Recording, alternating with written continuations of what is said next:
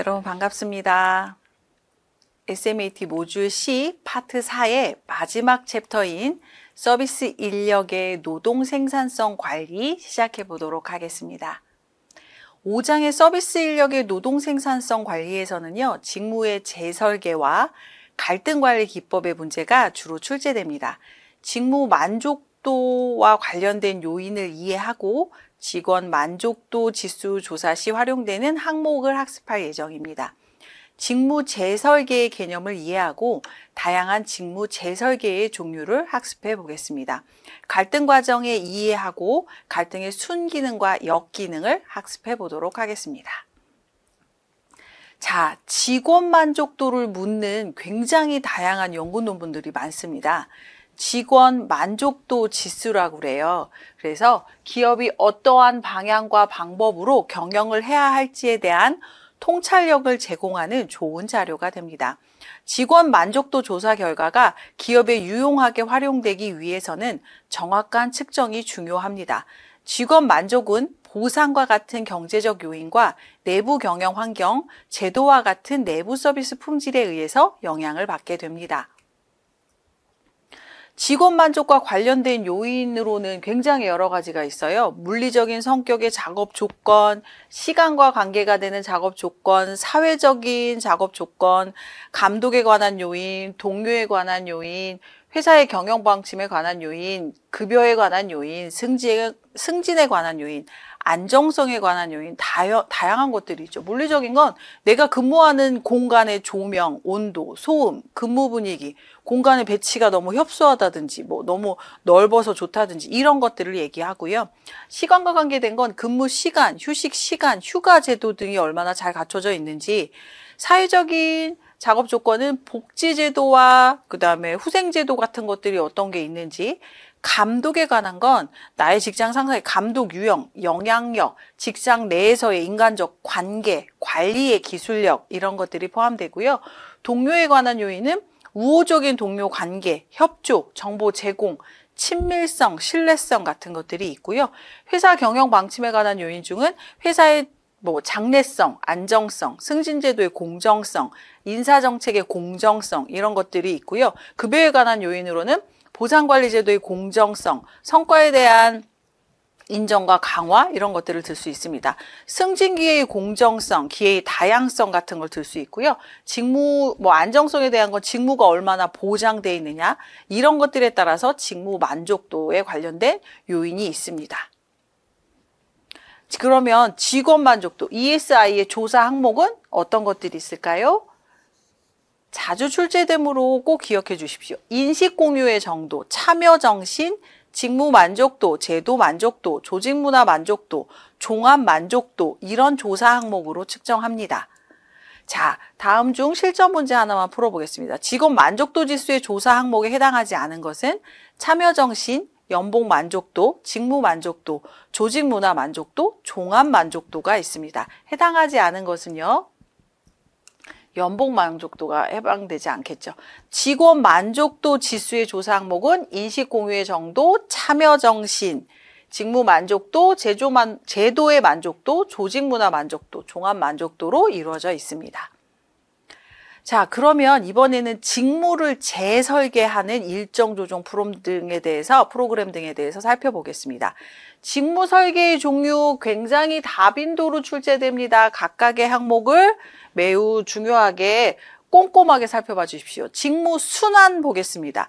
직원이 한 과업에서 다른 과업으로 주기적으로 이동하는 것, 정기적, 부정기적으로 인접 직무를 순환 담당하는 것, 직원의 활동을 다양화함으로써 업무의 지루함은 감소되고 동기는 증대될 수 있도록 해주는 것, 경영에 많은 신축성을 부여하여 조직에 간접적 이익을 부여하는 것, 새로운 직무로의 이동은 훈련 비용을 증대되고 생산성 감소를 야기시킬 수 있어요. 그런 단점도 가지고 있습니다. 그래서 직무 순환이라는 제도가 있고요. 직무의 확대 보겠습니다. 직무 외에 유사한 다른 보조적인 직무를 함께 할당함으로써 직무의 다양성을 제고하는 것이고요. 개인이 수행하는 과업의 양과 종류가 증가함으로써 직무가 더욱 다양해지는 것입니다. 직무의 다양성이라는 건 장점이 있지만 직무의 본질적인 내용의 변화가 없어서 작업량 증대와 인원 감축의 한 수단이 된다는 단점이 있습니다. 자, 직무 충실화가 있는데요. 직무와 관련된 의사결정권을 강화합니다. 직원이 자신의 업무를 계획, 실행 및 평가하는 정도를 증대시키는 직무를 수직적으로 확대하는 것을 이야기하고요. 충실화된 직무는 직원이 완전히 업무를 계획하게 해서 자유와 독립성, 책임 증대를 가질 수 있게 해주죠. 직무 충실화는 개인이 자신의 성과를 평가, 수정할 수 있도록 피드백을 제공하기 위해 과업을 체계화합니다. 직무 충실화는 결근과 이직의 비용이 감소하고 만족도가 증가합니다. 2009년도에 호주의 퀸즐랜드 관광청에서 이런 걸 한 적이 있습니다. 세상에서 가장 완벽한 직업으로 여러분을 초대합니다. 이게 뭐였냐면요. 호주의 한 섬에서 6개월 동안 아무것도 하지 않고 놀기만 하는 그게 잡이었어요. 그런데 6개월 동안 그럼 놀기만 하는 이 잡에 근데 심심하니까 뭐 여자친구건 아내건 사랑하는 사람을 좋아하는 사람 한 명 데리고 갈 수 있었어요. 가서 하는 일은 놀기만 하면 됩니다. 그리고 6개월 후에 이 사람이 받는 연봉은 한화로 1억 5천 정도 됐습니다. 전 세계에 뭐 인종도 상관없고 나이도 상관없고 지원자를 받았어요. 지원자는 34,000대 1이었습니다. 한국 사람들도 지원을 했었어요. 그래서 한참 유명했었는데요. 당당하게 1등이 된 사람은 영국의 사회복지사로 일하고 있는 벤 사우스홀이라는 사람이었어요. 근데 이 사람이 세계 최고의 직업이라고 하는 이 직업에 뽑혀서 일주일 내내 놀기만 했죠. 그리고 6개월 후에 이 사람은 그 섬에서 나왔고 1억 5천이라는 돈을 받았겠죠. 그리고 이 사람이 세상에다고 얘기했습니다. 나는 6개월 동안 너무 힘든 삶을 살았다. 이 사람이 하는 일은 뭐예요? 놀기만 하는 일이었잖아요. 놀기만 하는데 뭐가 힘들어? 그럴 텐데 뭐 굉장히 많은 수의 트위터에 내용을 올렸어야 되고 전 세계 방송국에 인터뷰를 했어야 되고 내가 노는 거 사진을 다 올렸어야 하고 이거는 좋은 직업이 아니다. 이렇게 세상을 향해 이야기했습니다. 그래서 제가 선생님이 이야기하고 싶은 건 세상에 정말 좋은 직업이 뭘까요? 생각해 보신 적 있으십니까? 내가 하는 이 회사 진짜 때려쳐야 돼. 이 막 다 매일 우리 직장인들 이렇게 다니잖아요. 내 일의 만족도의 가장 높은 것은 일에 대한 통제력을 내가 갖고 있는 것이라고 합니다. 직무의 충실화를 내가 얼마나 갖고 가느냐 이런 얘기를 드리려고 선생님이 사례를 잠깐 설명드렸습니다.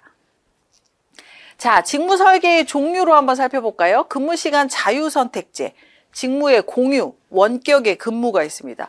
자유롭게 선택하는 거예요. 근무 시간을 신축적으로 운영하는 거고요. 이랬더니 결근 감소, 생산성의 증가, 시간의 수당의 비용 감소, 경영자에 대한 적대감 완화, 근무지 주변의 교통 혼잡, 감소, 지각 근절, 근무 만족도가 높았대요. 우리 코로나 때 한번 경험해 봤잖아요. 재택근무라는 건 말만 알고 있었지만 재택근무가 진짜 가능한지를 깨닫게 됐던 시간이 있었죠. 그래서 이제 좀 탄력적으로 근무를 유지하겠다 하는 기업들이 생기기 시작했습니다. 직무 공유는 2명 이상의 개인에게 전통적으로 주당 40시간씩 직무를 분배할 수 있게 해주는 조정이에요. 주어진 직무에 1명 이상의 재능 이용이 가능한 거죠. 직무 공유는 신축성의 증가, 동기부여 및 만족도를 증가시킵니다. 원격 근무는요, 직원이 집에서 사무실과 연결된 컴퓨터로 일하는 거예요. 장점, 더 큰 노동시장을 확보할 수 있고요. 더 높은 생산성, 낮은 이직률, 사기 진작, 사무 공간의 비용이 감소하겠다. 단점, 고용주의 입장에서 직접 감독이나 팀워크 조정이 안 돼요. 정성적 평가를 하기 어렵다는 불리한 점도 있습니다. 내 직무 설계에 이제 이런 것들이 좀 우리가 논의될 수 있는 시간을 가지고 있습니다. 자, 직무를 하다 보면요. 사람이 살다 보면 갈등은 다 있습니다. 가족 간에도 갈등이 있을 수 있고요. 직장에서도 있을 수 있고 학교에서도 있을 수 있죠. 자, 라틴어의 콤플리게네라는 단어에서 왔어요. 상대가 서로 맞선다라는 뜻입니다. 의사결정 과정에서 선택을 둘러싸고 곤란을 겪는 상황을 얘기합니다. 조직 및 집단 차원에서의 갈등은 둘 이상의 행동 주체 사이에서 상호 이해나 목표가 상충하거나 희소가치의 획득을 둘러싸고 서로 다투는 현상을 말합니다. 집단이나 조직은 서로 다른 관심과 욕구를 가지고 있기 때문에 필연적으로 개인이나 집단으로서의 갈등이 야기됩니다. 갈등 없는 곳은 없겠죠. 그럼 갈등을 유형별로 좀 살펴볼까요? 이해관계의 갈등, 사실관계의 갈등, 가치관의 갈등, 상호관계성의 갈등, 구조적인 갈등으로 나눠볼 수 있습니다. 이해관계의 갈등은 재화가 한정적이잖아요. 한정된 경제적, 물질적 자원 또는 권력에 대한 경쟁적인 추구고요. 정신적이나 심리적 욕구 충족을 위한 다툼입니다. 이해관계의 분배 방법, 절차 등에 대한 입장 차이를 가지고 갑니다. 사실관계 갈등은요, 어떤 사건이나 자료, 상대방의 언행에 대한 해석의 차이나 오해를 얘기합니다. 사실관계 확인 및 조사 절차에 대한 입장 차이가 있을 수 있죠. 가치관의 갈등은 가치관, 신념체계, 종교, 문화의 차이들로 볼 수 있는데요. 사회적인 편견, 고정관념 이런 것들이 주된 이유가 되겠죠. 정의, 공정성, 정당성의 기준에 대한 세대별 시각의 차이도 존재할 수 있겠죠. 상호관계의 갈등은 풀리지 않는 과거의 갈등으로 상호관계에 이미 금이 간 상태입니다. 분노나 증오, 서운함 등에 대한 부정적인 감정, 그리고 또 가장 주된 이유는 의사소통의 장애로 인해서 생길 수 있겠죠. 구조적인 갈등은 사회 구조나 제도, 시스템 등 분쟁 당사자 외부의 상황적 요인들, 구조적인 폭력, 왜곡된 제도나 관행 이런 것들로 갈등을 유발할 수 있습니다.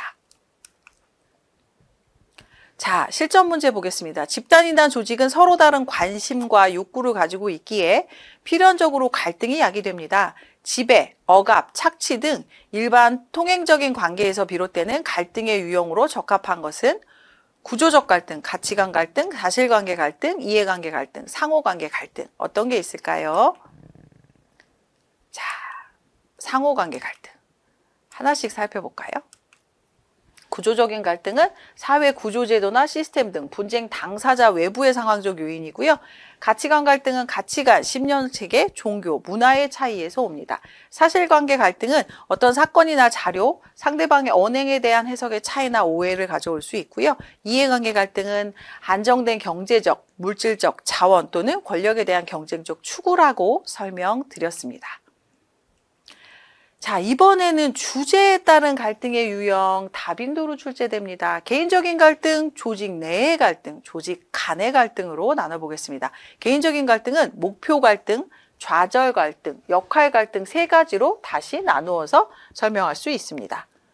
자, 목표 갈등은요, 여러 목적들 사이에서 의사결정을 내리지 못하는 경우에 느끼는 갈등입니다. 저는 이거 결정장애가 있어요. 이런 목적을 두고 하는 거. 좌절 갈등은 공격, 철회, 고착, 타협과 같은 행동을 좀 발생시킵니다. 역할 갈등은 한 개인이 가지는 서로 다른 지위에 따른 역할 기대와 다양한 경우 역할 기대들 간에 발생하는 긴장 또는 갈등을 얘기합니다. 조직 내의 갈등은 구성원들의 목표와 가치관의 차이에서 발생하는 조직 구성원의 갈등을 얘기하고요. 조직 내 그룹이나 팀 부서 간에 발생하는 갈등을 얘기합니다. 조직 간의 갈등은 기업과 경쟁 간 기업 간의 갈등, 정부 부처와 기업 간의 갈등, 노동조합과 그 기업 간의 갈등, 이런 갈등을 들 수 있습니다.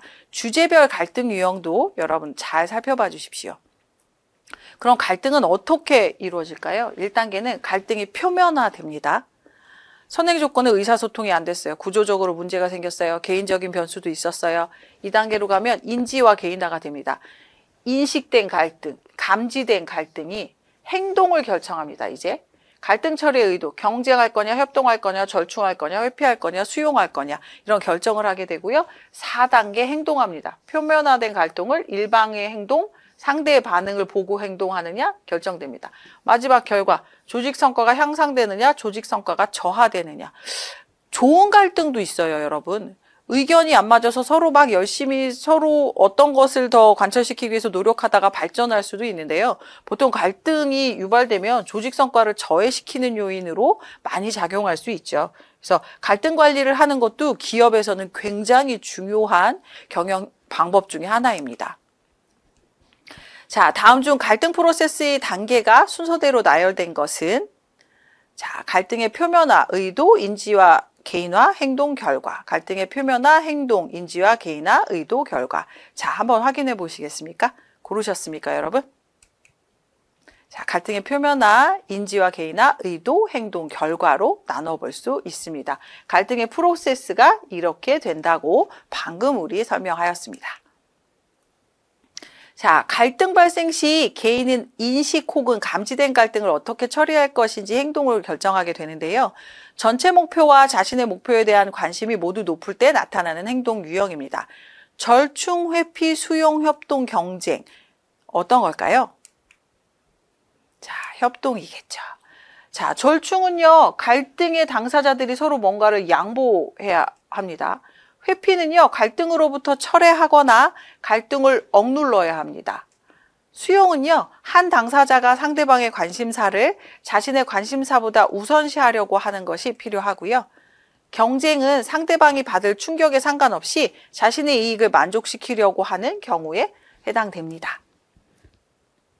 자, 그러면 이 갈등이 아까 좋은 갈등도 있고 나쁜 갈등도 있다고 잠깐 말씀드렸는데요. 갈등의 순기능과 역기능을 한번 살펴보겠습니다. 다빈도로 출제되므로 꼼꼼하게 학습해 주십시오. 순기능은 조직이나 개인의 문제점을 제공해서 변화를 초래시킬 수 있는 굉장히 궁극적인 수단이 되겠죠. 갈등의 합리적인 해결은 조직이나 개인의 발전과 재통합의 계기가 되기도 하고요. 갈등은 조직이나 개인에게 창의성, 진취성, 적응성, 융통성을 향상시킵니다. 외부와의 갈등은요, 반대로 내부 결속력을 좀 다질 수 있는 기회가 돼서 사회 통합에 기여를 가져올 수도 있습니다. 역기능 한번 살펴볼까요? 갈등이 심화되면 조직의 안정성, 조화성, 통일성을 깨트려서 불안정성이 증대됩니다. 갈등이 장기화되는 경우 사회 구성원 간의 통합을 저해시킵니다. 사회 구성원 간의 이해관계가 대립될 수 있다는 역기능도 있고요. 갈등이 극단화되면 사회 구성원 간의 불신뿐만 아니라 폭행, 살인, 방화 등 사회병리 현상이 나타날 수도 있는 역기능을 가지고 있습니다. 갈등의 순기능과 역기능 꼭 잘 살펴주시고요. 실전 문제 보겠습니다. 원만하지 못한 의사소통, 구성원 간의 개방성과 신뢰성의 부족, 경영자가 직원의 열망에 부응하지 못하는 점에서 기인하는 역기능적인 결과물로 간주한 갈등은 모두 나쁘다. 찾으셨습니까?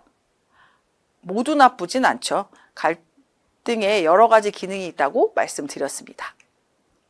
자, 이번에 갈등 관리하는 기법 보겠습니다. 문제 해결해야겠죠. 설득도 하고 협상도 하고 다시 상위 목표를 설정해 주기도 하고 자원을 다시 증대시켜서 어떤 배치를 하기도 해야겠죠.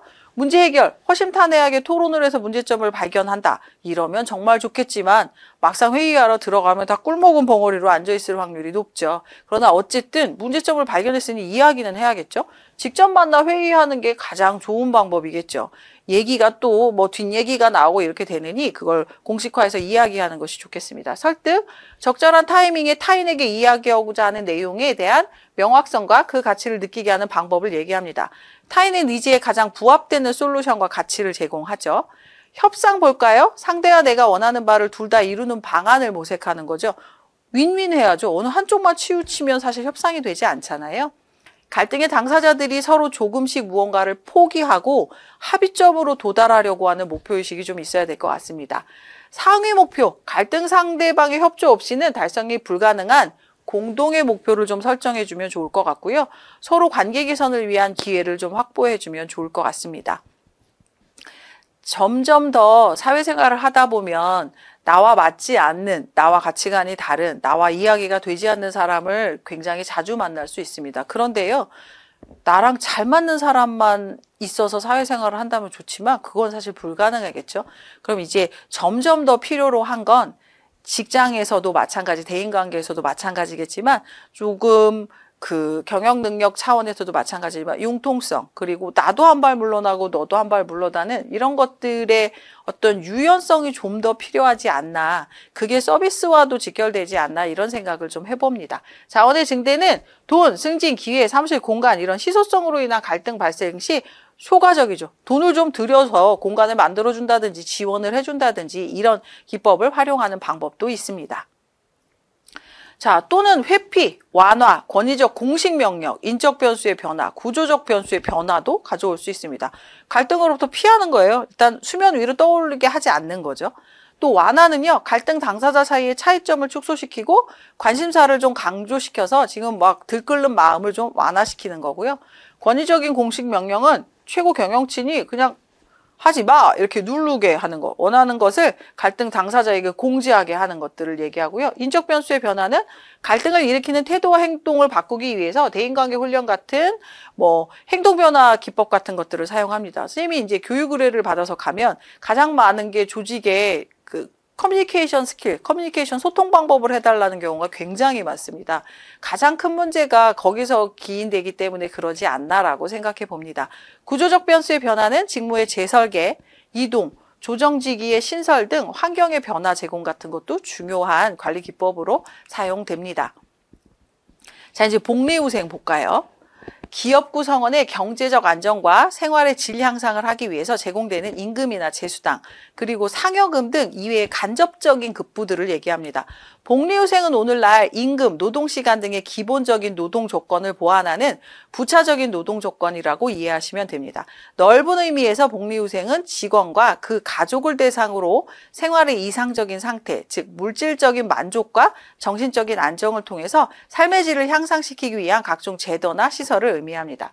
직원에게 일할 수 있는 기회와 장소가 주어지고 임금과 그 위에 간접적으로 주어지는 조건이 확보되며 의료의 보장, 문화, 체육, 오락 등 직원의 생활을 안정되고 풍요롭게 할 수 있는 적극적인 활동의 종합적인 체계가 필요합니다. 자, 실전 문제 보겠습니다. 기업 구성원의 경제적 안정과 생활의 질을 향상시키기 위해 제공되는 임금이나 제수당, 그리고 상여금 이외의 간접적인 급부를 말합니다. 무엇을 이야기할까요? 복리후생에 대한 설명이었습니다. 자, 그럼 복리후생은 어떤 목적이 있을까요? 경제, 사회, 정치, 윤리적인 측면에서 한번 살펴보겠습니다. 경제적인 목적으로는 성과를 향상시킬 수 있고요. 신체적, 정신적 성과 창출 능력을 유지할 수 있습니다. 결근율, 이직률을 감소시킬 수 있고요. 노동시장에서 경쟁력을 제고시킬 수 있습니다. 사회적인 목적으로는 기업 내 주변의 인력을 보호하고요. 인간관계 형성을 도와주고요. 국가사회복지를 보완할 수 있습니다. 자, 정치적 목적으로는 기업에 대한 정부의 영향력을 감소시킬 수 있고요. 노조의 영향력을 감소시킬 수 있습니다. 윤리적 목적으로는 직원의 생계를 지원한다는 복리후생의 목적을 가지고 있습니다. 자, 여러분, 우리 벌써 모듈 C의 4챕터까지 모두 끝냈습니다. 4챕터는 우리 모듈 C는 A와 B에 비해서 다소 어려운 용어도 많이 나오고 생소한 학자들의 이름도 좀 많이 나오는 챕터입니다. 그러나 여러분들 잘 이미 A와 B를 공부하고 올라오셨기 때문에 조금 확장된 개념이라고 이해해 주시면 좋을 것 같습니다. 자, 우리 파트 4까지 공부하시느라고 너무 고생 많으셨고요. 이제 마지막 챕터 파트 5에서 찾아뵙도록 하겠습니다. 고생 많으셨습니다.